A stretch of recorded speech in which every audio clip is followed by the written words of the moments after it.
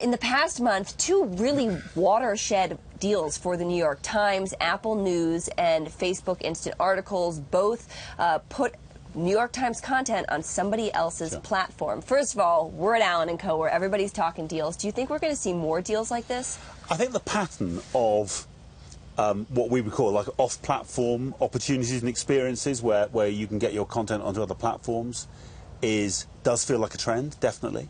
It's because people on smartphones tend to use a relatively small number of apps rather than surfing the whole internet. So I think it is a trend. It's not new. I mean, the Times did a deal with AOL for Times content in 1992, I think.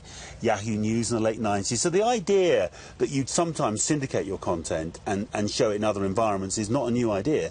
It gets you distribution, it gets you new audiences. Obviously, there are questions on the business side about how you monetize it. Yes, and so how do you think about monetizing it? Are you not concerned that you are ceding control of the pipe to Facebook? Well, I mean, the kind of things that would encourage you. I mean, it was made public that the Facebook Instant Articles deal sees us able to sell and to keep 100% of the advertising that goes with our articles on Facebook. That's a good thing.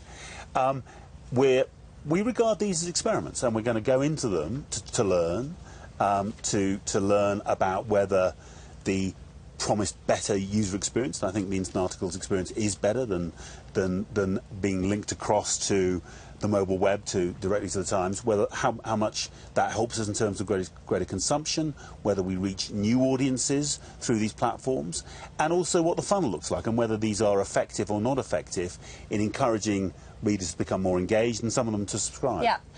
What does this all mean, though, for the pay model? I mean, actually, the New York Times proved all the critics wrong, doing very well with asking people to pony up a couple, $1 an article or whatever the subscription rate is and has evolved over the time. Putting your content on somebody else's platform means you can't charge for it in the same way. Well, one of the things we're talking to all of our partners about is how we make it possible for people to authenticate, how we use these platforms to develop our subscription business. But it's worth saying we reach, up to 90 million people a month with the New York Times.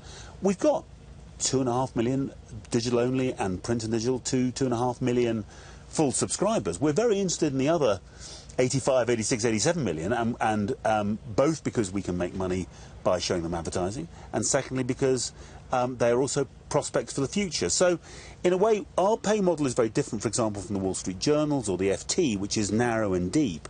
We've got a pretty porous pay model. We want to be very influential as a news provider in the world by letting lots and lots of people read and try Times journalism, but also figure out ways of encouraging some of them to become much more engaged. What are some of the other platforms you think might look attractive to host New York Times content? Well, I think I won't say any more than that we are having some very interesting discussions, and you shouldn't assume that the only kind of people who are interested in having our content are people with, as it were, big social media platforms or big device plays. I think almost anyone who is hoping to attract people to stay on an app, to find the app useful, is at least potentially interested in being able to offer some level of news content as part of that app experience. Are we going to see a New York Times little circle on Snapchat?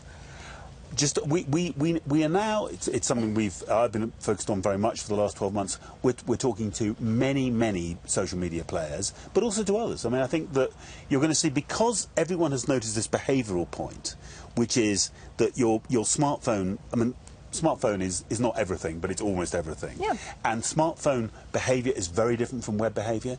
It's much more app-based and based, partly because searching is kind of tougher.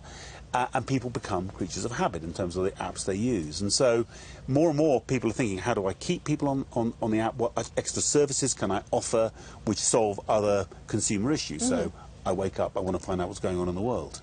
When the New York Times rolled out the pay model a couple years ago, everybody said that was crazy. What do you think is some conventional wisdom out there in media and tech today that is ripe for disruption? I think the big one is simply the thought that legacy media can't play a role in this. We're growing our digital revenues, subscription and advertising, double-digit, quarter after quarter. That wasn't meant to happen. We were not meant to be able to innovate, we weren't meant to be able to compete, and we are. And I think that it's a much more open field, and big brands which people trust in a very complicated, crowded, noisy world, news you can really trust punches through. Yeah. So that's the big thing. Just a final question, because we're sort of running out of time here. How hard is it to find talent these days, and do you think it is worth going to J school? So when I go and talk to journalists at J school, and what I hear about the J schools is there's no lack of enthusiasm for becoming a journalist. No, but there's a lack of appetite to pay $92,000 a year. Well, I think obviously people have got to make a choice. I think the profession the geometry looks very different. The barriers to entry are much lower. You can do journalism and get it to the entire world from your dorm room. So I mean, so the kind of getting into the business is easier. But what it's not offering generally. Sometimes it does. At times we have people who've been there for decades, and that's great. But generally, it's becoming a more uncertain profession. Thinking about a 20, 30, 40-year career is tougher. And so it's different. I think becoming a journalist is more like the other creative industries, like becoming an actor or becoming a novelist or becoming some other kind of writer. And people would love to do that, but you have to accept that it's not going to have all the benefits of creativity, and not for everyone all the benefits of certainty of money to pay that mortgage.